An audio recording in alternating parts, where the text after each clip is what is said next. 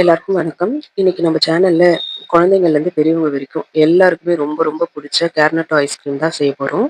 இதுக்கு கேஸ் செலவு கூட அதிகம் இல்லைங்க. வெறும் சுடு தண்ணி மட்டும் இருந்தா போதும்.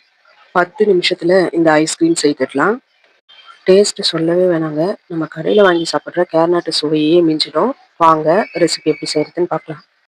நான் இதுக்கு chocolate, dark chocolate, white chocolate, அப்புறம் நார்மல் நம்ம டெய்ரி மில்க் சாக்லேட் இருக்குல்ல, அது 3மே நான் எடுத்திருக்கேன்.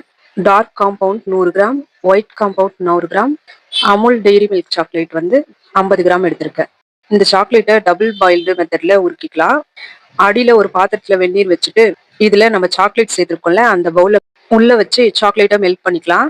சாக்லேட்டை ரூம் டெம்பரேச்சர்ல இருக்கும்போது இந்த மாதிரி பண்ணனா இன்னும் கொஞ்சம் சீக்கிரமாவே நம்மளுக்கு மெல்ட் ஆயிடும். நான் 3 சாக்லேட்டையும் சேர்த்து செய்திருக்கேன். இப்படின்னா சேர்க்கணும்னு இல்ல. நீங்க வெறும் டெய்ரி மில்க் மட்டும் கூட சேர்த்துக்கலாம். இல்ல வெறும் ஒயிட் சாக்லேட்டாவோ, இல்ல வெறும் டார்க் சாக்லேட்டாவோ உங்க விருப்பம் தான். எப்படி வேணாலும் சேர்த்துக்கலாம். சாக்லேட் ரொம்ப திக்கா இருக்கிற மாதிரி இருக்கு. அதனால நான் 1 டீஸ்பூன் அளவு மட்டும் பால் சேர்க்கிறேன். பால் ரொம்ப சேர்த்துற வேண்டாம். பால் அதிகமா சேர்த்துட்டா சாக்லேட் ட்ரை ஆகாது. இப்ப நான் கார்னட்டோ கோன் செய்யறதுக்காக பட்டர் பேப்பர்ல கட் பண்ணிட்டு கோன் ஷேப் செய்துக்கிறேன். நமக்கு எந்த அளவுக்கு வேணுமோ கோன் சின்னதாவோ, இல்ல பெருசாவோ, மீடியமாவோ நம்ம விருப்பத்துக்கு ஏத்த மாதிரி கோன் செய்துக்கலாம். இத நம்ம செய்யும்போது பிரிஞ்சிராம இருக்கிற மாதிரி நல்லா பார்த்து செய்துக்கோங்க. வேணும்னா சின்ன சின்னதா செல்லோ டேப் கூட ஒட்டிக்கலாம்.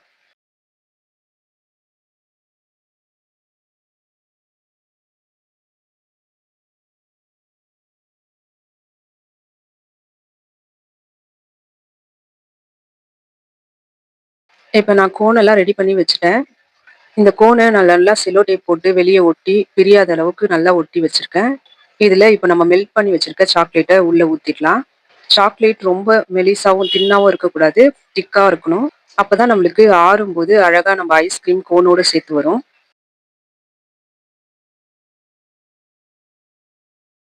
சாக்லேட்ட ஃபுல்லா ஸ்ப்ரெட் பண்ணி விடலாம். நான் செய்ற மாதிரி இதே மாதிரி செய்யுங்க. ஸ்பூன்ல எடுத்து இப்டி உள்ள ஊத்தி ஃபுல்லா எல்லா இடத்துலயும் கோன்ல ஃபுல்லா சாக்லேட் படுற மாதிரி திருப்பி திருப்பி விட்டோம்னா, நம்மளுக்கு சாக்லேட் ஆறும். ஆற ஆற நமக்கு நல்லா இந்த பட்டர் ஷீட்ல புடிக்கும். இதே மாதிரி நம்ம ரெடி பண்ணி வச்சிருக்க கோன் எல்லாத்துலயுமே சாக்லேட் உள்ள ஃபில் பண்ணி வச்சுக்கணும். ஃபில் பண்ணக்கூடாது. ஸ்ப்ரெட் பண்ணி வச்சுக்கணும். சுத்தி பட்டர் ஷீட்ல அந்த கோன் ஃபுல்லா படுற மாதிரி நம்ம ஸ்ப்ரெட் பண்ணி வச்சுக்கணும்.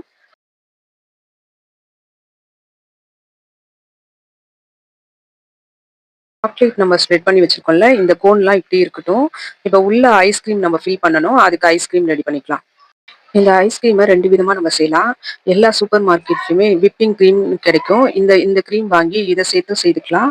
அப்படி இல்லன்னா இதுக்கு பதில் நம்ம காய்ச்சி ஆற வச்ச பால், அப்புறம் பால் பவுடர் இது 2ம் சேர்த்தும் செய்துக்கலாம். மிக்ஸி ஜார்ல 4 ஸ்லைஸ் பிரெட் சேர்க்கிறேன். இது நார்மல் பிரெட் தான். இதுக்கு பதில் நம்ம கோதுமை பிரெட் கூட யூஸ் பண்ணிக்கலாம். இனிப்புக்கு தேவையான சர்க்கரை சேர்த்துக்கலாம். இதுல நான் 4 டேபிள் ஸ்பூன் அளவு சர்க்கரை சேர்க்கிறேன். நான் 100 எம்எல் விப்பிங் கிரீம் சேர்க்கிறேன். இதுக்கு பதில் 100 கிராம் பால் பவுடர், காய்ச்சி ஆற வச்ச பால் 100 எம்எல் சேர்த்துக்கணும். இதுல 5 முந்திரி, 1/4 டீஸ்பூன் அளவு வெண்ணிலா எசன்ஸ் சேர்க்கிறேன். இது கூடவே 1 டேபிள் ஸ்பூன் அளவு பால் சேர்த்துட்டு நல்லா பிளெண்ட் பண்ணிக்கலாம். நம்ம மிக்ஸில பிளெண்ட் பண்ணி வச்சிருக்க ஐஸ்கிரீம நம்ம சாக்லேட் ஃபில் பண்ணோம்ல, அந்த பவுல்லயே ஊத்தி மிக்ஸ் பண்ணிக்கிறேன். கொஞ்சம் நமக்கு சாக்லேட் ஃப்ளேவரும் கிடைக்கும். விஸ்க் இல்லன்னா கரண்டி வச்சு நல்லா பீட் பண்ணி விட்டுக்கலாம். ஒரு 5 நிமிஷம் நல்லா கலந்து விட்டுக்கணும். நமக்கு ஐஸ்கிரீம் ரெடி பண்ற டைமுக்குள்ள சாக்லேட் ஒரு வேளை கட்டி ஆயிடுச்சுன்னா, திரும்ப கொஞ்சம் ஹாட் வாட்டர்ல மெல்ட் பண்ணி, அதுக்கப்புறம் ஐஸ்கிரீம் மிக்ஸ் சேர்த்து மிக்ஸ் பண்ணி விட்டுக்கணும். நம்ம கோன்ல ஊத்தி வச்சுக்குள்ள சாக்லேட்டு, இவ்வளோ நேரத்துக்கு எல்லா சாக்லேட்டும் அடியில போயிட்டு இருந்தா, திரும்ப ஒரு தடவ ஃபுல்லா ஸ்ப்ரெட் பண்ணி விட்டு, அதுக்கப்புறம் நம்ம ரெடி பண்ணி வச்சிருக்க ஐஸ்கிரீம ஸ்பூன்ல எடுத்து உள்ள ஃபில் பண்ணிக்கிறேன். இது இப்படி உங்களுக்கு ஸ்பூன்ல உள்ள ஃபில் பண்றதுக்கு கஷ்டமா இருந்தா, பால் கவர் இல்ல கேக் டெக்கரேஷன் பண்ற கோன் இருக்கும்ல, அதுல இந்த ஐஸ்கிரீம ஃபில் பண்ணிட்டு கூட உள்ள ரொம்ப சுலபமா அப்படியே ஃபில் பண்ணிக்கலாம். இப்ப எல்லா கோன்லயும் நான் ஐஸ்கிரீம் ஃபில் பண்ணி வச்சிருக்கேன். மேல டெக்கரேஷனுக்காக சாக்கோ சிப்ஸ் மட்டும் தூவிக்கிறேன். ஓரியோ பிஸ்கெட்ட சின்ன சின்னதா உடைச்சு அத மேல தூவிக்கலாம். இல்லன்னா நட்ஸ், பாதாம், பிஸ்தா, டூட்டி ஃப்ரூட்டி எது வேணாலும் கட் பண்ணி மேல தூவி விட்டுக்கலாம். நம்ம விருப்பப்படி டெக்கரேட் பண்ணிக்கலாம். இப்ப இத எடுத்து ஃப்ரீசர்ல வச்சுடுறேன். இது ஓவர் நைட் அப்படியே ஃப்ரீசர்ல இருக்கட்டும்.